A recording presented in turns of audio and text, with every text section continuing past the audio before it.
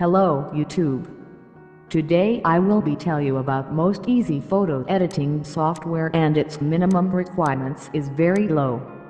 You can run it in very low-end PC, and you don't need to be familiar on editing skills. You can use it even you don't know editing. So let's get started.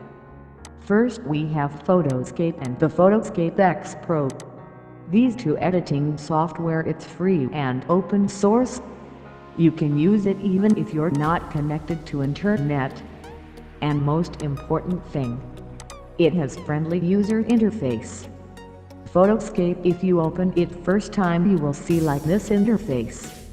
It has many options like editing, making page, combining photos, making GIF and many more. And next is Photoscape X Pro. In this editor you have many options like blending, shape and text, and light click, and many things you can do it in this editor. I will be making cool things using these two software in next video.